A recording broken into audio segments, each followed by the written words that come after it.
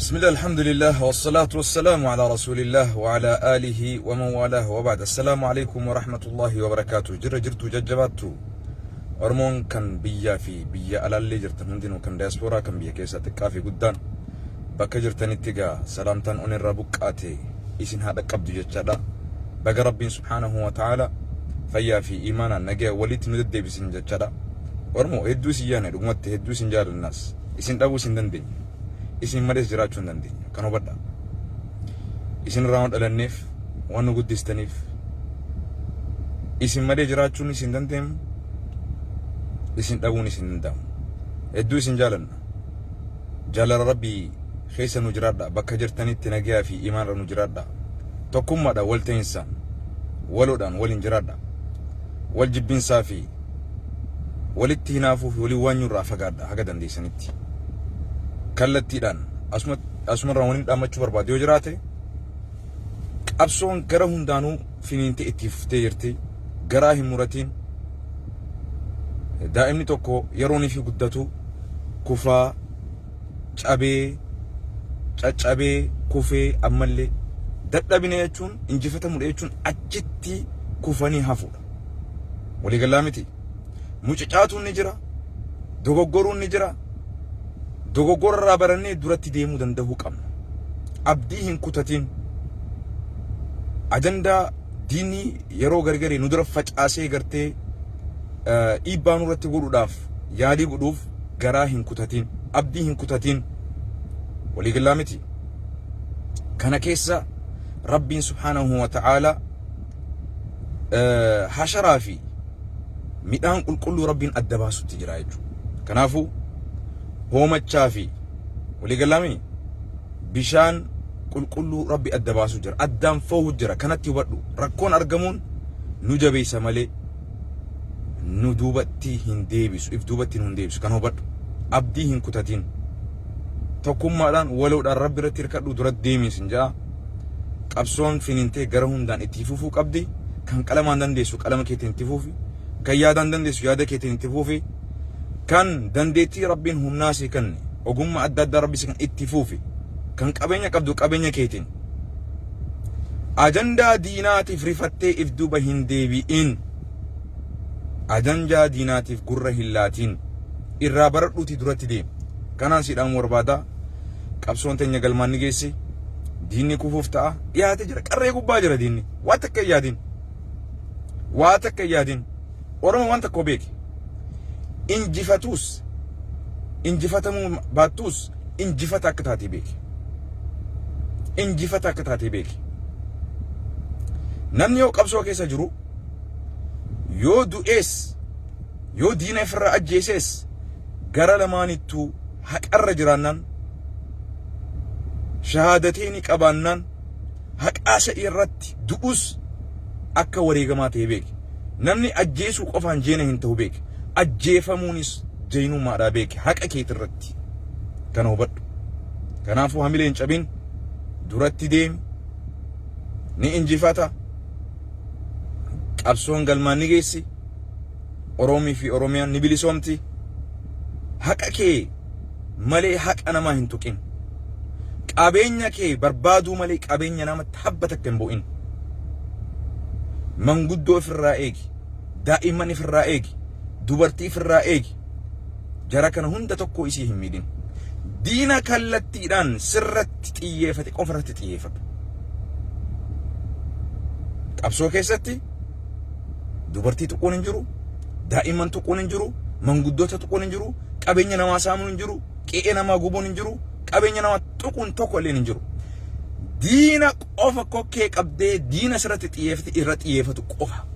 Kan hubadhu ulaagaa seera qabsootiis cimsinee hubachuun jala deemuun barbaachisa.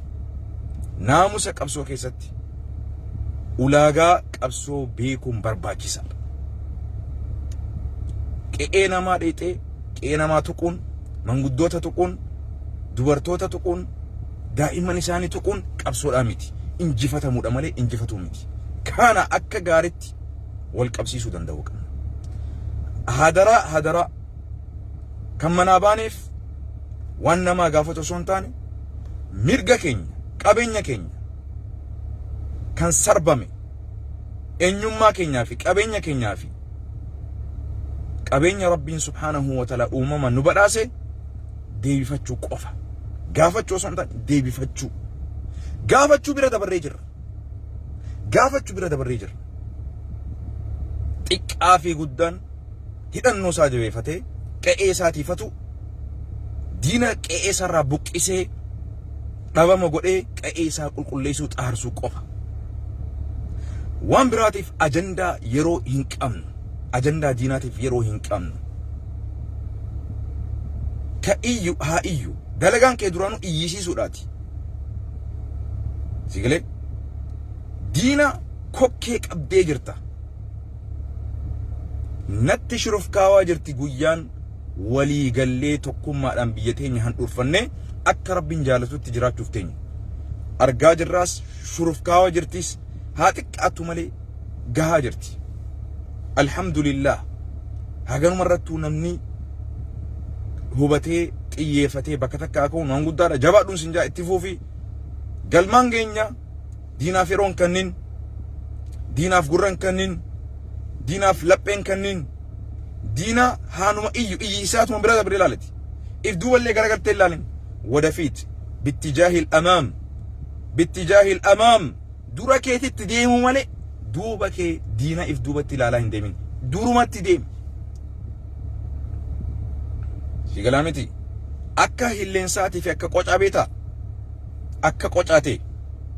Hilleensi qocaan nan injifatu osoo jiru maaraatoonii fiigicha keessatti wal dorgommii seenan.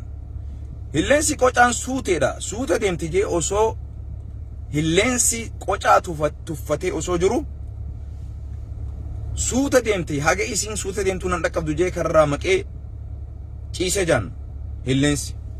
Kana boodarraa haga inni ciisu san qocaan tirattee tattaafattee abdii kutachuu baattee if duuba laaluu dhiistee dura deemtee akkasitti mo'atte. Hilleensi if duuba laalee suuta nan dhaqqabdu jee karraa maqee taa'ee jechuudha. Oromoo ajandaa diinaatiif if duuba laaltee walitti deebitee walitti hin qabsaa'in. Walitti deebitee wal hin nyaatiin. Walirratti hin yaadiin. Ilmi namaa kan waliin dalagu kan waliin hojjetu ni dogoggora. Yeroo garii mucucaatu dhufa walitti bu'u jira. Kanaafis akkaataa rakkoo teenya itti furannu, akkaataa mataa itti addaan qabnu, akkaataa araaratti buusnu kanaafis qophii jirra. Qophii jirra. Addunyaa irratti namni gisee dhufu fuul paakeejii hunda qabaachuu danda'uu qaba. Gara manguddummaatiinis, gara fayyaatiinis, gara diinagdeetiinis namuu dandeettii roga rabbi isaa laaffiseen waan danda'uun hawaasa isaa tajaajilu, kan araara buusuu danda'uun araara buusuun, kan ibidda dhaamsuu danda'uun ibidda dhaamsuudhaan, kan qabeenyaan qabsoo finiinsuu danda'u qabsoo finiinsuudhaan, kan sagalee teetuma jabaadhaa dura deema jechuu danda'uun duratti ofuudhaan, kan nurraa dogoggore sirreessuudhaan, kan rabbi dandeettii kenneef sirreessuudhaan, roga hundaanuu qophoonee qabsoo teenya utubnee duratti deemna. Diinaaf immoo gurra hin laatina. Arraba diinaatiif deebisaas hin kennina. Waliigalaami gawwaa jalaa callisuun ajjeesuudha. Gawwaa ajjeesuu barbaade jalaa callisuudha. Kana wanni isarraa callisuu daran isa ajjeesaa hin jiru. Kana hubadhu. Kanaafuu walirratti qabsaa'uu keessaa baanee diinarratti qabsaa'uu irratti xiyyeeffadhu. Waloodhaan Jibriin qalloon xiqqoo laaltu yoo walitti hiite arba hiiti. Wal hin tuffatina. Qabsoo keenyallee hin tuffatina. Osoo akkasitti diina keenya tuffannu, diinni osoo nuti tuffannu deebi'ee mari'atee qophaa'ee qe'ee teenya lammaffaa nurratti bilisoomuuf as deemaa jira. Saniifis qophaa'uu nurra jira. Diina afoo bee nutti jiruufis qophaa'utu nurra jira. Hubadhu. Amarri maal jaa? የፈሩት ይደርሳል የጠሉት ይወርሳል ይላል።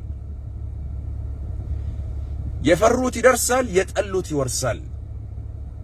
ዲነከ xiqqaa tokkollee hin tuffatin. Hojiidhaan isa tuffadhu malee hojiidhaan humaan godhu waa takka godhu jettee tuffattee hin dhiisin hojiidhaan akka inni gartee mataa ol hin qabanne hojiidhaan itti mirkaneessaa deemuu danda'u qabda.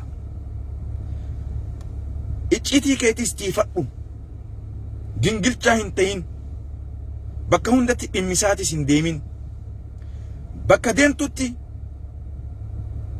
mana dhimmisuu fi mana kaanis laallachaa dubbadhu. Icciitii tee hunda garaa kee hunda diina hin garsiisin. Hubadhu Oromoo dammaqi qabdee jirtaa qabi duratti deemi if duba hin deebiin ofis hin shakkiin rabbii kee qabadhu rabbii gaditti wal qabadhu. Namni rabbii qabate waan dhabe hin qabu. Rabbii gaditti namni waloodhaan wal qabate wallahi tokkummaan keenya nikloor boombii fi taankii irra caala. Kana hubadhu. Mootummaan gartan qabeenya meeqa baase? Qabeenya meeqa baase? Humna meeqa barbadeesse? Namo hayyoota meeqa hidhe? Oromoo meeqa ajjeese? Takkaa immoo injifate takkaa yaada isaa galmaan gaate hin gahanne hirriiba dhabee jira. Kana hubadhu. Qabsoo jechuun kana. Oromoo harka 100 harka 90 injifattee jirta. Mootummaan laameshee jira. Mootummaan lafaa ka'uu hin danda'u. Dirqiidhaan fakkeeffataa jira. Akka daasbooratti hojiin guddaan dalagamee jira ammallee hojii guddaatu nurraa eegama. Kana hubadhu. Abdiin kutatiin wanti garii ta yeroodhaaf ijatti sitti mul'annee jiraachuu mala. Garuu immoo yoo fageessitee ilaalte mootummaan kun laal addunyaan balbalarraa cufatte. Addunyaan hedduu mootummaa kana tuffatte dhaggeeffadhu. Gargaarsi hedduutu irraa cufame.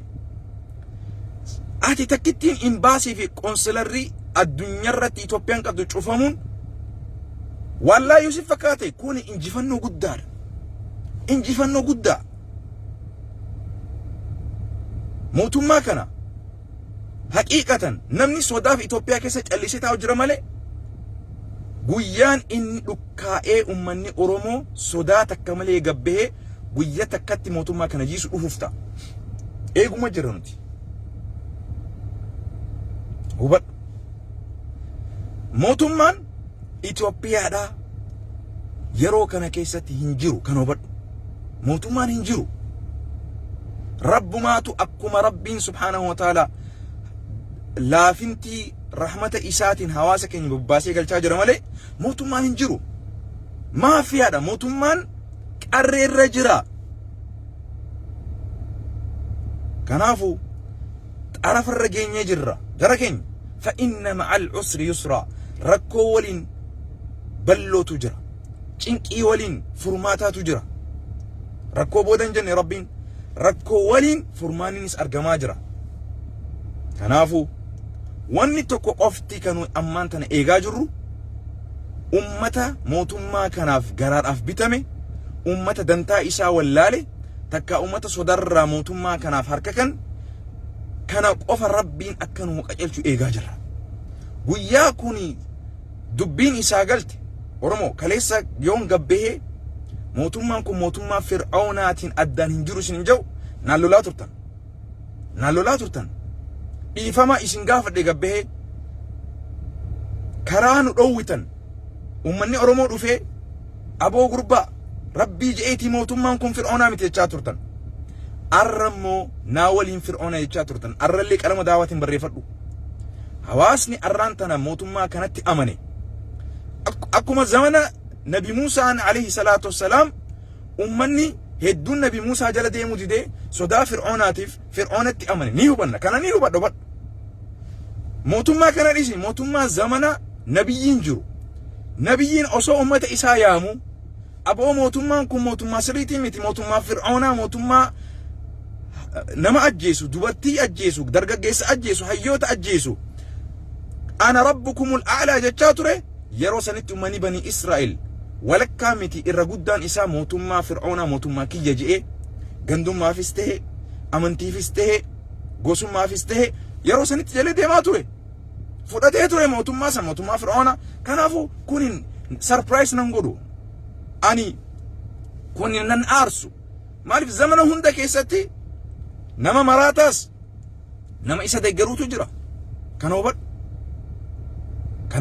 Kanaafu namni keenya maaliif mootummaa Abiyyi kanatti amane jedhee isan kumadhuun Rabbiin dhugaa isaa haa hubachiisu malee. Bar Nabi Muusaan alayhi salaatu wassalaam osoo ummata isaa amata meeqa kadhatu osoo kadhatu boodarra mu'jizaa isaa Rabbiin Nabi Muusaa waa hedduudhaan ummata isaa akka ummanni isaa hubatu mu'jizaa adda addaatiin Rabbiin isa hubachiise. Kanaafu Rabbiin dandeettii isaatiin ummata keenya kanaas kaleessa hogguu nuti gabbaanee mootummaan kun mootummaa sirriitii miti jedhan hawaasni Oromoo harka 90% dhagaanatti haraa ture. Hayyootatti dhagaa haraa ture. Waan biraadhis sheekootiin jaalawwan koo mana nyaataa tokko obboleessa kiyya Abdulaziz jaaniini. Abdulaziz ustaad imaama itti aanaa masjid bilaa ni beetan ustaad Abdulaziz qabsaawaa keenya. Mana isatti laaqana yaamamne sheekootiin xiqqaa fi guddaan hayyuun aalimni xiqqaan wallahi na nyaachuu gaannatti ka'anii sani maraatte moonaan janaati. Ati mootummaa akkanaa kanatti akkamiin dubbatta naan jaan akkamiin sa'a 72 kan itti naan jaanno ragaan abbaan isaanii jira Sheekh Abdulaziz ni jira. Sheekootiin ni sottaatun takka tinakkaate na nyaachuu barbaadde aboo jarana taa'a mootummaa kana amantanii taa'a garuu guyyaa isin dhiifama na gaafattanii dhufa arra dhiifama humaaniin ja'a je'eetiin ifirraa kadhachaa ture. Arra sheekootiin sun dhiiga booyaa jirti.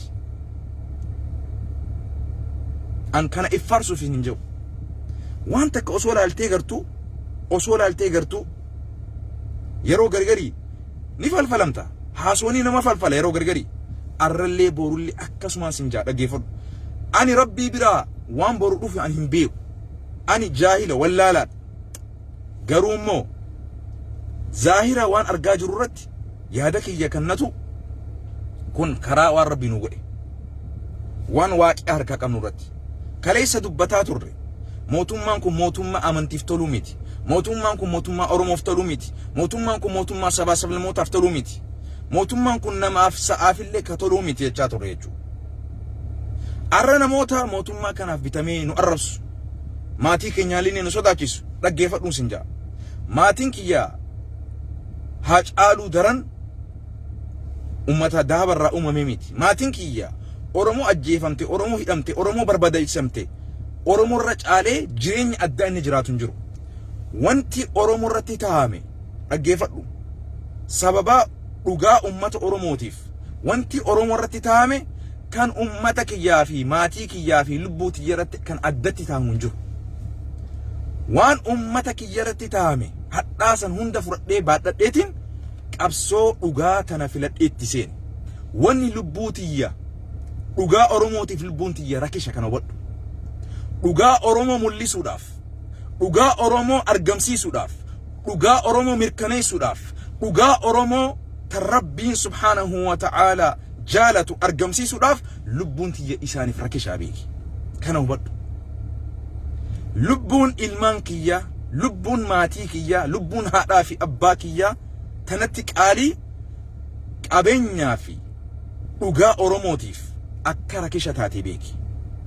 Lubbuun tiyya dubartii Oromoo sarbamaa jirtuuf rakkisha. Lubbuun tiyya hayyuu Oromoo ajjeefamaa jiruuf rakkisha. Kan hidhamaa jiruuf rakkisha. Lubbuun tiyya lubbuu isaanii hin caaltu kan hubadhu. Na doorsisuu miti. Maaliif qawwee rasaasaa fiddeen irratti hin qabne? Dhugaa Oromootiif taakkuudhaan miti. Haga huuba ija kiyyaa dhugaa Oromootiif xiqqoo irraa seef hin siiqu. Hubadhu kana. Lubbuun ilmaan Oromoo lubbuu tiyya irra hin caaltu. Lubbuun tiyya lubbuu Oromoo irra hin caaltu kan hubadhu. Rabbiin lubbuu hunda walqixa godhee uume. An du'uus jiraadhuus jiraachuu baadhuus ani argamuu baadhuus dhugaan Oromoo daqiiqa takka haga hubaa xiqqoo takkaaf duuban deebitu kan hubadhu. An dubbachuu baadhuus kumaantam kakka kiyya olii jira kan Rabbiin lafaa qabu. Haa caaluun nyaattan kumaantam haa caaluu irra ibidda nyaatee daaraa haqisu Rabbii bakka nuu buuse duba. Ibidda nyaatee kan daaraa haqisu. Kan haa caaluu daran sammuu isin nyaatu Rabbiin nuu dhalche ummata Oromoo irraa. Kan hubadhu. جوار فيتن أكا فيتن قوتن بقلا أكا فيتن قوتن أبدي رقاس أكا فيتن قوتن ربين أمة إسان درن تعالوا كمان تامين أورمو كيسا ربي أرقم سيجرا جوار محمد بقلا قربا همزة بورانا هاجالو هنديسا إسان در إيراتو هاكا أورمو تفوريقمي أغا ربي تفوريقمي أبسون أورمو دقيقة كيف دوبان ديبيني إف دورتي ديم دي مالي كانوا بدو أنا ملتيس أغان أورمو قلمانجيس كانوا بدو ندورسيسو نسوداكيسو أجيفدو سن أنا شرفة كبجادة كانوا بدو كبجادة مكا أورموتين أغا أورموتي فواتهون ألفنا في كبجادة جريني كيا جرينيا ilmaan Oromoo hiyyeessaatii olii miti. Kana waddu. Lubbuun tiyyaas, qabeenyi kiyyaas, ruuhiin tiyya. Dhugaa Oromootiif dhugaa waaqaasaniif rakisha kana waddu. Dhugarraa habbata keef duwan deemu. Ani du'u jiraadhu dhugaan Oromoo bakkaan geess anaan maleettis siin maleettis. Olala asii ooftu. Kana gurran kaayuufan warra keessaniin beeka qabeenya keessaniin beeka warra kiyyaa miti kootu as Minnesota kanatti taankiidhaan kootu si dura dhaabbadhee dhugaa sitti murraa if duuba hin deebu maaliif akka ati rabbiin taane waan hin beekuuf hiree lubbuun tiyyaas qabeenya kiyyaas si harkaa miti ka rabbi jiru silaa atiitu lubbuu takka jiraachisee dhawamsiisaa osoo beeke wallahi silaa sin gabbara ture silaa wallahi rabbiin gabbaru ture silaa sin gabbara ture garuu akka rabbiin taane waan hin si beekuuf akka baatii sagali nyaattee akka baatii sagali dhalattee akka hashara ganama nyaattee garagala sagaraa seentu waan hin si beekuuf wanni sodaadhu takka leen hin jiru rabbi qofaan sodaadha badii guyyaan ani si sodaadhu guyyaa kami guyyaan rabbitti cubbaawe guyyaan rabbii kiyyatti dogoggore sin sodaadha kana waddu maaliif yoon haqarran jiraanne guyyaa san sin sodaadha namni haqarran jiraanne ilma namaati miti adurreellee sodaata kan hubadhu guyyaa san ati gooftaa kiyya guyyaan ani cubbaawee badii qabeenya namaa saamuu nama arrabsuu fi waan adda adda seene guyyaa san ati gooftaa kiyya kan hubadhu sanii gaditti immoo dhugaa rabbiitiif wareegamuunis jiraachuunis du'uunis argamuunis dhabamuunis rabbii biratti ulfina kan hubadhu ulfina kana والربي إنما بربادف كنو كانوا بدو بارك الله فيكم أرمو جبادو قرافين فيتامين إرادي مفتيس الدنيا تنا لغاراف أرقمي لغاراف جرا لغاراف دبادو جريني كي كبجارة دوتي تتلين كبجارة ربي برتي فول ربي درتي ربي داف أرانتنا نمو ما في دابتو مرجنا ما في دابتو ربي داف دابتو ربيكي سير ربي كبتشي سوفي ربي إلمنا ما نجيان ببيه قالوا مرجع قوتوك أبجي ربي نجي ربي تو نجي لبسه نجي ربي كان أرقم سيسو أفدونك ربمونك فني فمونك ربي برتي ألفنا كبجارة كانوا ود الدنيا تس خسارتي آخرتي سن كسارين غراف بتنتي كانن لما تشورا ودا نمسي الرب سوف يرو متكت اللي أجيفر وان تكون انسدام نوتيك أبسون تينيا كانوا الرب سورا هلو بهو تكاك إيمي بهو دامتي حتى كان نجيس اللي كان نميل أجرو اللي هكذا دينيوت ميتارا أبسيسني إسالي بليسا قول وداملي إسان أبامسيسني أجيسو دامتي كايون كن إسان أجيسو في إسان أبامسيسو دامتي كايون كن dhugaan bakka argattee dhugaan ummata keenya dagaagdee akka urjitti mul'atuudha akka rabbiin na uumetti an iftahee rabbi iftahee jiraatuudha kana hubadhu kaayyoon kiyya ajjeesuu fi dhabamsiisuudha miti kan nu nyaataa jiru kan nu saamaa jiru san dhugaa isaa ta innilleen irraa wallaalamte san hubachiisne karatti illee deebisuudha kaayyoon keenya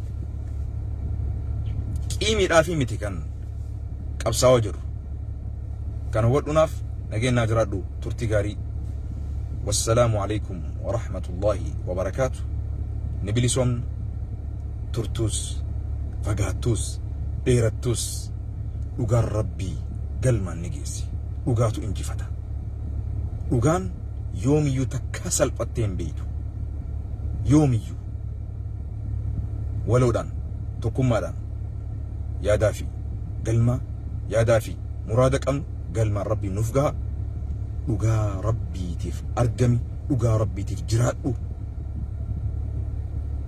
kanumaan sidaama osoo arraantana guutuun addunyaa abiyyi jala osoo deemte wanni kun surprising godhin isa dura fir'aunaaf warri banii Israa'el harki dhibbarraa harki 90 fir'aunaaf bulaa ture namticha dubartii isaanii gudeedaa ture dhaloota isaanii sarbaa ture haga gartee rabbiin subhaanahu wa ta'ala nabi Muusaa ergee fi dhugaa suutaan ummata hubachiisutti fir'aunaaf ummanni rabbii keenya jedhee fir'auna gabbaraa ture